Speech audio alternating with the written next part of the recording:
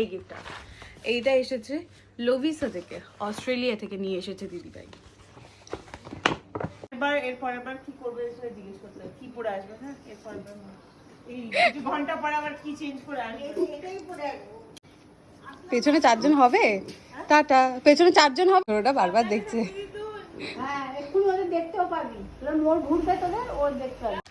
High everyone, welcome back to my mini blog. আর আজকের ব্লগে আমি তোমাদের কিছু গিফট দেখাচ্ছি, যে গিফটগুলো আমি পেয়েছি। আর আজকে ফুলমণির মেয়ে এসেছিল অস্ট্রেলিয়া থেকে আমাদের সাথে দেখা করতে, তো দিদি এনেছিল এই গিফটগুলো। এটার মধ্যে একটা গিফট রয়েছে আর এখানে দুটো গিফট রয়েছে, সেটা তোমাদের সাথে আমি শেয়ার করছি তার জন্য। আর চলো তোমাদেরকে তাহলে গিফটটা দেখাই।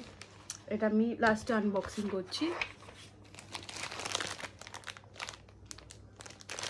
এই সুন্দর পাঞ্জাবিটা দিয়েছে আমার বরকে, সোনুকে দিয়েছে পাঞ্জাবিটা আমার খুব পছন্দ হয়েছে। পাঞ্জাবির কালারটাও খুব সুন্দর, খুব পছন্দ হয়েছে।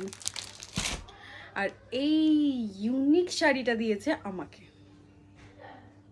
শাড়ির কালারটাও খুব সুন্দর, প্রিটি, আর শাড়ির ডিজাইনটাও খুবই সুন্দর। মানে আমার তো খুবই পছন্দ আছে, খুব সফট এই শাড়িগুলো খুব উঠেছে এখন, সবাই পরে। এই পিসটা রেড কালারের একটা ব্লাউজ পিস রয়েছে, যেটা বানালে খুবই সুন্দর লাগবে। আর এই শাড়িটা তো জাস্ট গর্জিয়াস, এত সুন্দর, আমার খুব পছন্দ হয়েছে। তো তোমরাও জানো তোমাদের কেমন লাগছে এই শাড়িটা।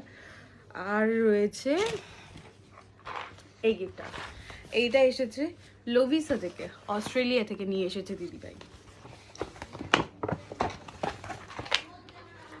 ছোট্ট একটা কিউট বক্স রয়েছে, প্যাকেজিংটা খুবই সুন্দর।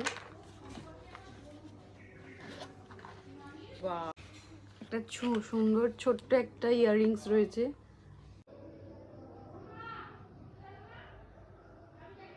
জাস্ট তোমরা দেখে নাও, এটা মানে এতটাই সুন্দর জিনিসটা, আমি ধারণা করতে পারবো না।